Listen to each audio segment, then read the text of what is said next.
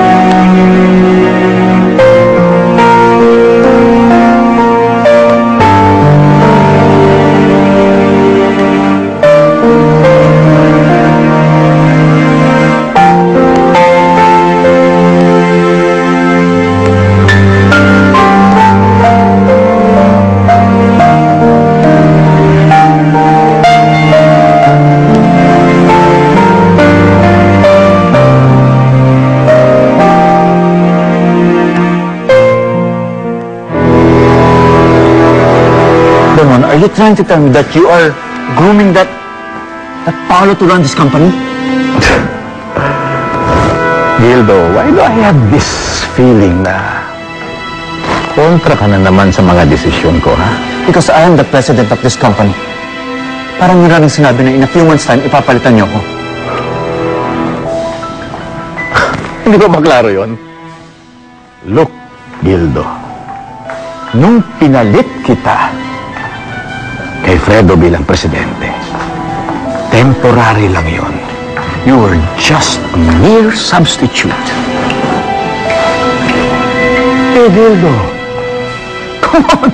Don't tell me naniniwala kang ipapaubaya ko sa iyong kumpanya ko. May I remind you that One Fredo Empire is a family business at tanging isang tunay na Legaspi lamang ang maaaring mamahala nito. Pero naman, napatunayan ko sa inyo kakayanan ko. I deserve to be the president of this company. Boy, okay ka lang ba? Hindi.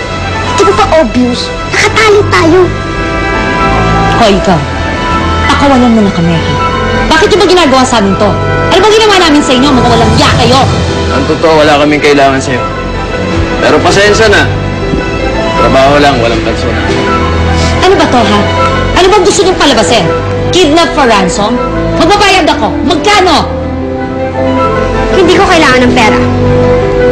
Marami na ako. Sabi ko na nga ba, si Betty, wala na iba. Okay. I must admit, naging fan mo rin. I was very impressed with you, Gildo. Pero dahil din sa'yo, bumagsak ang stocks ng company natin. At dahil din sa'yo, naging laughing stock tayo ng buong industriya dahil sa pagkuha mo sa Jezebel na yan.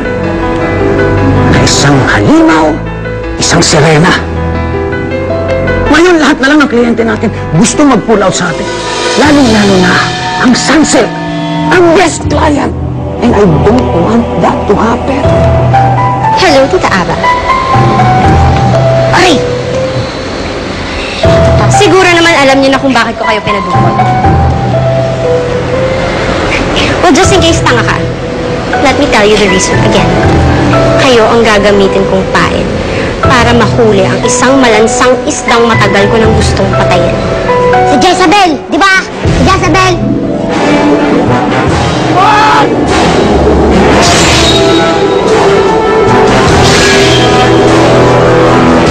Ayun ka!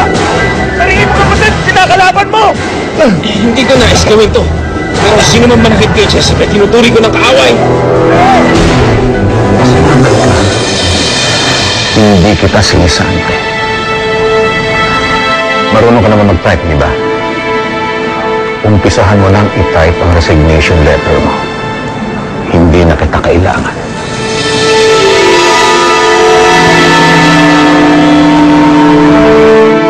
Listen up, guys! Hayop ka, Don Juan. Nagkamali ka na kinalaban mo. Hindi ako makakapayag na pahiyain mo ko ng ganito. Kung hindi rin mapapasakin ang kumpanyang ito, walang makikinabang dito. Ibabagsak kita. Ibabagsak kita kasama ng pinagmamalaki mong Juan Fredo Empire.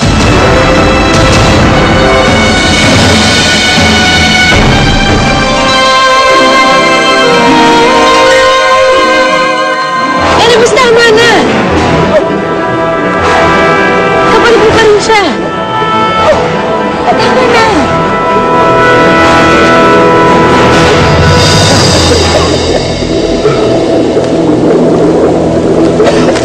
Mukhang din. Pasalamat ka ng Jezebel ha. Pinagsabihan niya ako.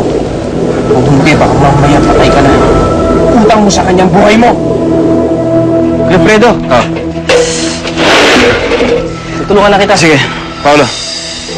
Teka. Sumama ako. Minom ka naman, di ba? Oo. Oo, sorry ka. Sumama ka sa akin.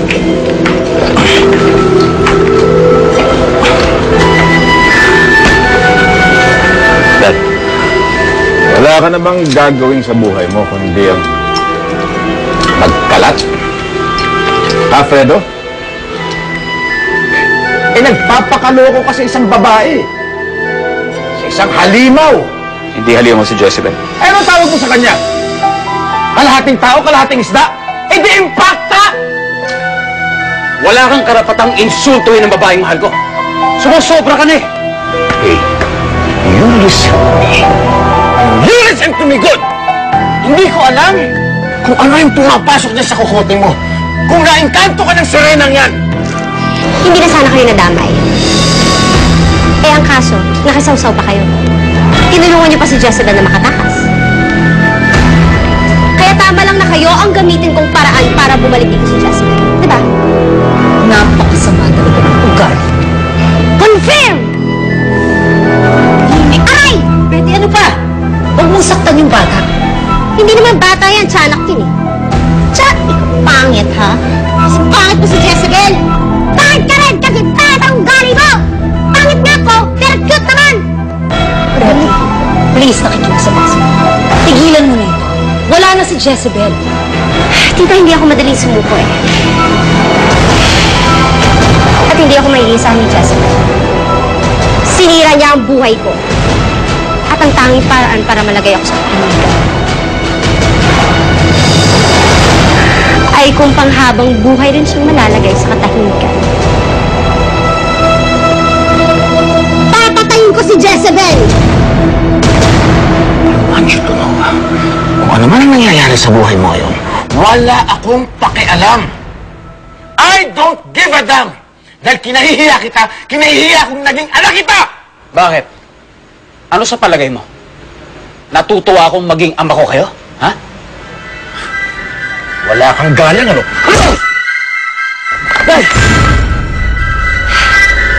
Sa dagat na si Jezebel. Paano niya malalaman ang mensahe ko? Paano niya kaya malalaman na nasa palad ko ng mga buhay niya? Wait. Di ba sanay na rin si Doña Guada? Yung dambuhalang yun? Alam ko na. Uutusan ko si Doña Guada. Nahanapin si Jezebel. Kikidnapin ko siya. Kung ayaw mo ako maging ama, lumayas ka!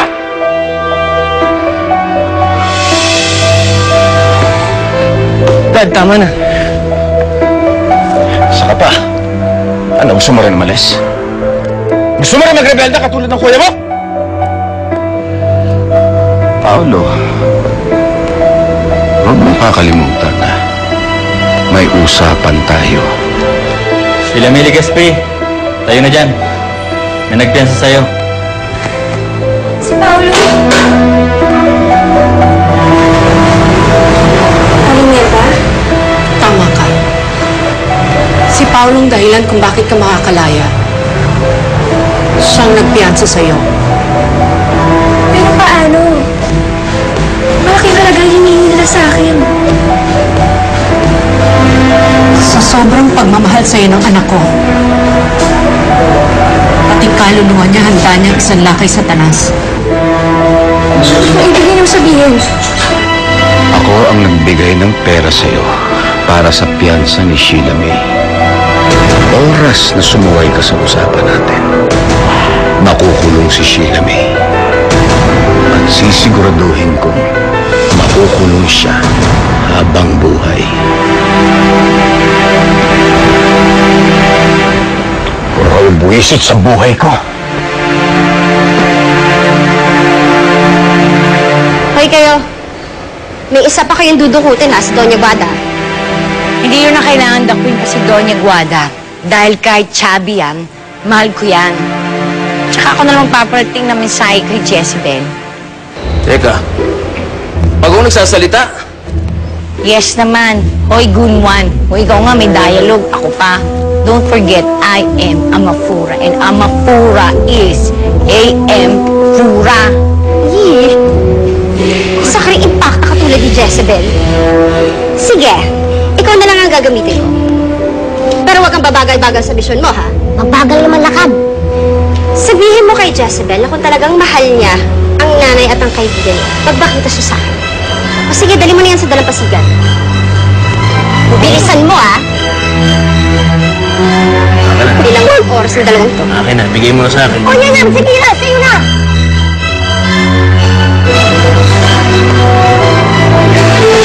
Oras na malaman ni Jezebel na nasa panganib ang buhay niyo. I'm sure magmamadali yung pumunta dito. Ang kaligtasan niyo ay ang kamatayan niya.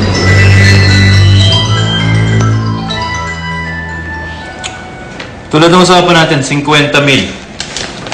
Kung gusto mo, bilangin mo pa. Hindi na po.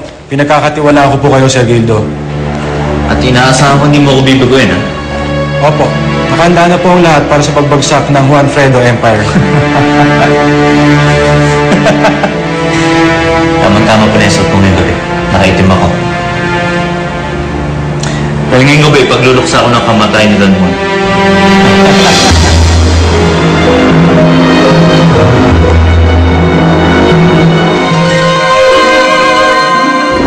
Siguraduhin mo nang wala kang ibang pinagsabihin. Opo, Sir Gildo. Huwag po kayong maglala. Wala ko ibang pinagsabihan.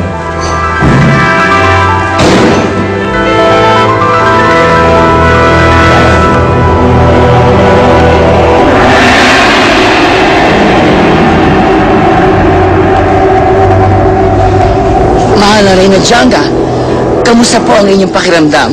Nanghihina pa rin ako. Pero nararamdaman ko. May kakaibang pwersang bumabalot sa aking katawan. Unti-unti nang tumatalab ang kapangyarihan ng perlas.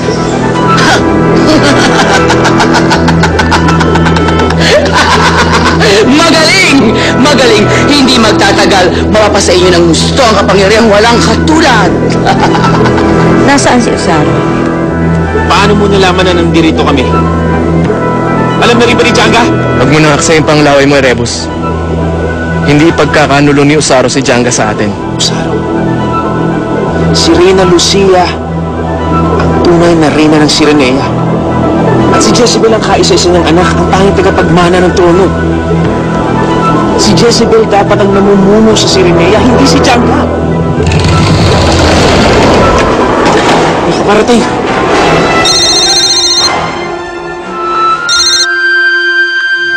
Hello? Don Juan? Yes, sir. Nandito lang po ako sa kantin. Sorry pa. I was late in our meeting. Yes, sir. I'm on my way up. Okay, sir. Okay, bye. Tuloy yung plano. Wala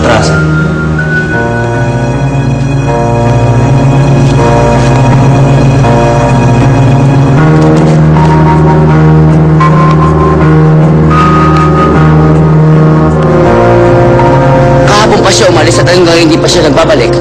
Saan nagpunta? Bakit hindi siya nagpaalam sa akin? Mahal na rin na Janga. May nakapagsabi kay Usaro na nagbalik si Jezebel at Erebus sa karagatan. Iyon ang pinuntahan ni Usaro. Inalam niya mabuti kung may katotohanan ng balita. Nagbalik na ang walang niyang anak ni Lucia? Ang pumatay sa aking anak? Pero mahal na rin na Janga. Sa tingin ko, lubhang bigo si Usaro sa paghuli sa kanya. Ipatawag mo si Octivo. Sundan niya si Usaro. At sabihin mo, wag na wag siyang babalik rito hanggat hindi nadala si Jezebel. Opo, mahal na rin na. Naindin!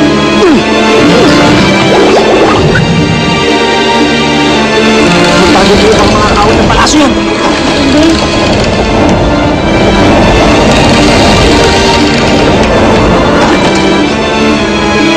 Hey! I'm here. Ang hirap-hirap palang hanapin ang kuwebang ito. Buti na lang mga close friends ko, ang mga alak ng dagat.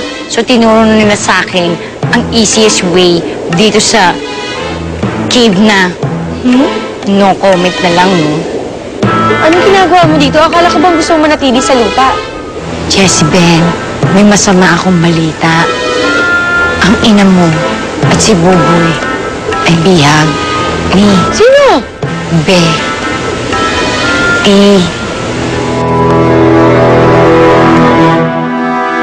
Nay! Nay! Nay! Oh, anong ginagawa mo rito, ha? Pinalayas ka na ba sa mansyon nyo, ha? Kuya, nasa Sinay, may sasabihin ako sa kanya. Ano yun? May narinig ako sa opisina. May plano sila laban kay Don Juan. Pagtatangkaan nila ang buhay nito. At gusto mo siyang tulungan, ha? Ganun ba? Kung ako sa'yo, Paolo, tatahimik na lang ako. Sa dami ba naman ng kasalanan ng matapobre mong tatay, mabuti lang siguro na mamatay na siya.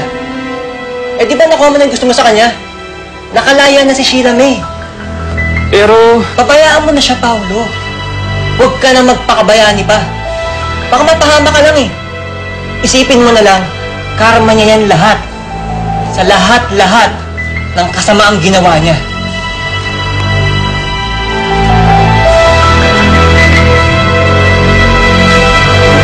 Ma'am Betty, ayos na lahat. Mabuti. Kunin niyo na yan, dalawang yan. Aray ko! Tanda naman! Salamat ka, maliit lang ako. Kung nagkataon, nabugbog na kita! Saan niyo kami dadalhin? Ha? Yeah. Alam mo, bata? Pusunada kita. Betty, patayin mo na ako. Papatayin mo ako dito! Pabayaan mo na si Jezebel! Ano ba? Hindi ba namimiss niya si Jezebel? Eh di makikita niyo na siya. Tita Aba, huwag ka namang nakaawa. Dahil lahat naman kayo mamamatay. Promise.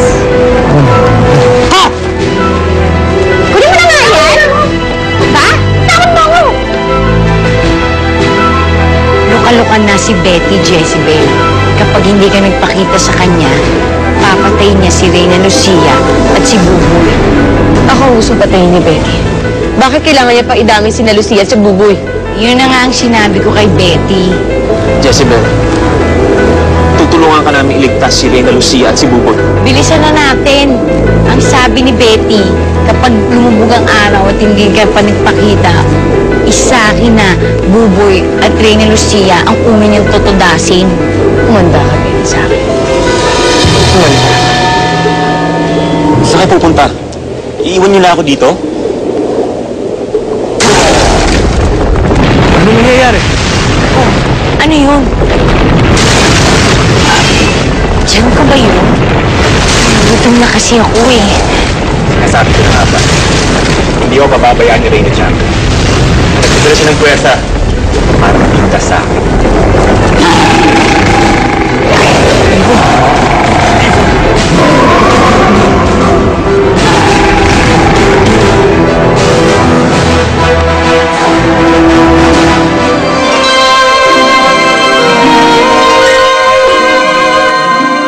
Jezebel, tumakas na kayo ni Amafura. Sige na, kami na bahala rito.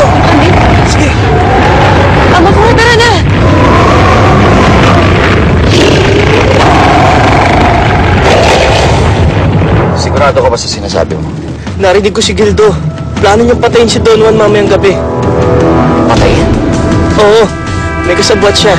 Hindi ko alam mismo ang plano nila, pero plano nilang patayin si Don Juan. Nasaan si Daddy ngayon? Sa opisina, tinatawagan ko kanina. Gusto ko nang tawagan ng mga pulis. Pero, Alfredo, ano bang gagawin natin? Can all leave.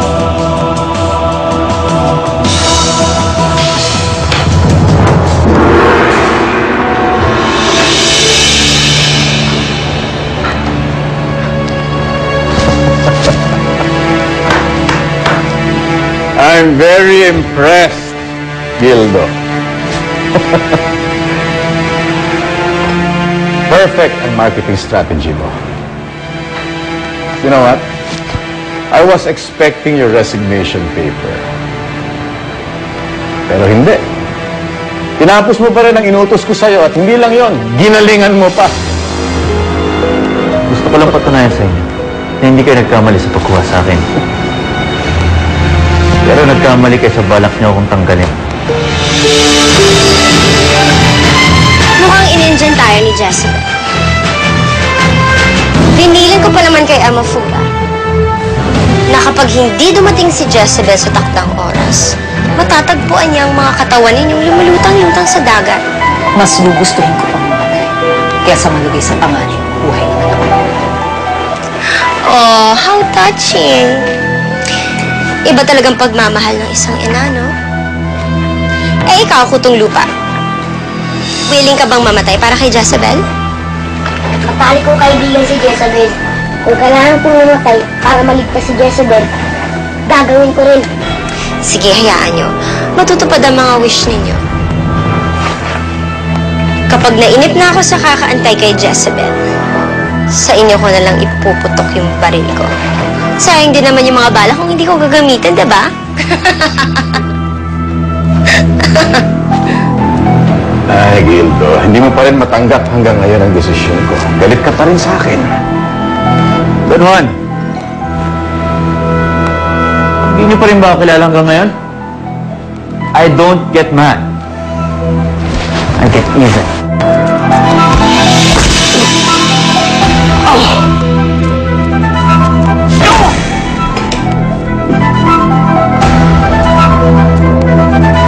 Paano ba yan? Kung dined mo na talaga ni Jezebel ang pagdatakip ko sa inyo. Sorry, pero nakapagbitaw na ako ng salita na isa sa inyo ang mamamatay ngayong gabi. Sino gustong mauna? Ikaw, Tita Ava, o ikaw, Buboy? Let's see. Ini, Mini, Mini, Mo! Ikaw, Tita Ava, ikaw ang tinakda ng tadhana. Paalam, Tita Ava. Handa ako. Pangako niya sa akin si Jezebel. Ayoko. Hindi rin naman ako marunong tumupad sa usapan.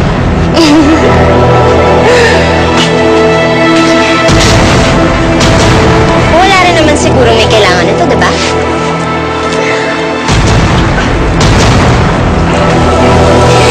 Paalam, Tita Ava. It's time you rest in peace.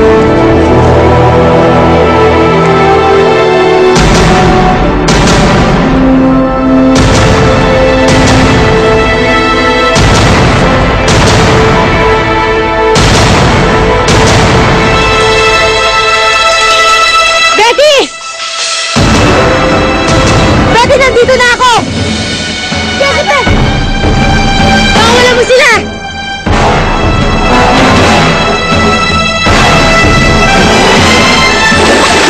Narantado niyo ako!